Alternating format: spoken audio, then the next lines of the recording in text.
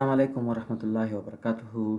ګلالیو محصلینو، په دې ویډیو کې موږ تاسو ته په دې باندې کار کوو څنګه تاسو کولی شئ د CMD له لارې یو ګروپ کریټ او بیا یو یوزر راواخلئ دې ګروپ ممبر یې کړئ. انشاءالله تاسو په دې طریقه موږ وښایو چې څنګه تاسو کولی شئ یو یوزر اډمنسټریټر کړئ.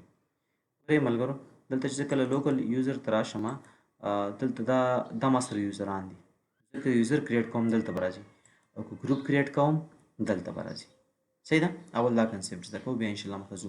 بل دا خبره مو اوس نه زده کوئ چې ټول هغه یوزران، دلته یو ګروپ دی اډمنسټریټر، ټول هغه یوزران چې د اډمنسټریټر ګروپ ممبرز وي دا ور اډمنسټریټرز، نو هغه اډمنسټریټران حسابیږي. لکه سید ماهر افغان او دا بلټن اډمنسټریټر دی.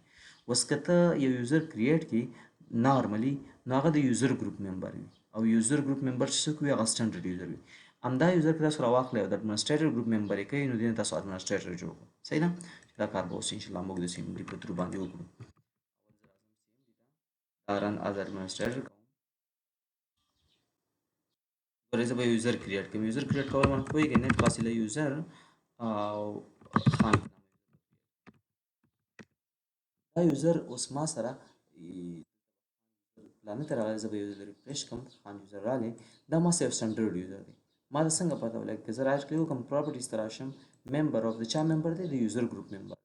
دا ما سره سټنډرډ یوزر دی. دلته ګروپ ته راشم او دلته راشم یوزر په نامه یو ګروپ وي ما سره. د دې څوک ممبران دي دا وګورئ. یو حامد خان سالار دی، یو خان دی، دا دوه نور د اتورایزیشن او اتورټي لپاره خاص سپیسیفیک ګروپونه دي هغه دي. صحیح ده؟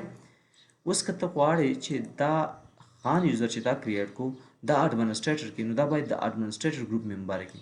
چې دا کار تاسو د CMD نه څنګه کولی شئ؟ ډېر سمپل دی. وبلیکئ نیټ فاصله لوکل ګروپ، بیا به د څه شی ولیکئ؟ نیټ فاصله لوکل ګروپ اډمنسټریټرز، دغه ګروپ دی. بیا به سلش ایډ ولیکئ. کوم یوزر پکې اچوئ؟ خان. متا ورته دی کمانډ دا معنا شوه چې دا خان یوزر راواخله او د اډمنسټریټرز ګروپ ممبر یې کړه. نو کله چې دا د اډمنسټریټر ګروپ ممبر شو، د خپل اډمنسټریټر جوړېږي. یا ستا کار وشو. اوس به زه راشم، دا به وګورم، یو ځل به لږ ریفرش کړم، وګورم چې خان یوزر د اډمنسټریټر ګروپ ممبر دی که نه. پراپرټیز ممبر آف، دا اوس د اډمنسټریټر ګروپ ممبر هم شو. دلته اوس یو کار شو. که زه اډمنسټریټرز ته راشم، د اډمنسټریټرز ګروپ ته راشم، څوک تا سره دي؟ اډمنسټریټر خان، سید ماهر افغان. یعنی خان یوزر ما کریټ کو، بیا مې د اډمنسټریټرز ګروپ ممبر کو. معنا خان یوزر ما د سټنډرډ یوزر ده، اډمنسټریټر ته یو. اوس که غواړې چې نه دا کار بیرته ونه کړي، نو بیا سمپل خبره ده، راشه د دې ایډ په ځای صرف ولیکه ډیل.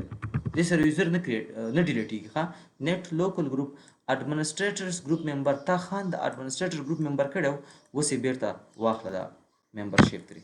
دلته راشه، اوس دلته بیرته راشه، یو ځل ریفرش وکاروه. خان یوزر به بیرته تللی وي د څه شي نه، د اډمنسټریټر ګروپ نه به بیرته وتی وي. ګوره، نو تاسو طریقه زده کړه چې څنګه موږ یو یوزر کریټ کوو، او بیا دا یوزر څنګه موږ اډمنسټریټر کو یا سټنډرډ کو. همدې یوزر ګروپ ته یې اچوئ، سټنډرډ شو. اډمنسټریټرز ګروپ ته یې اچوئ، اډمنسټریټر شو. صحیح ده؟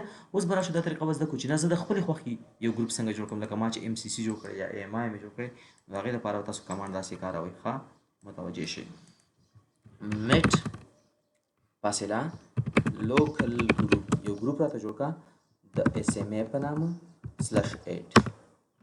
دلته ګوره اوس د SMA په نامه نشته که نه، خو چې زه یو ځل لږ ریفرش وکاروم، اوس به د SMA په نامه تاسو سره ګروپ راغلی وي. دا دی SMA.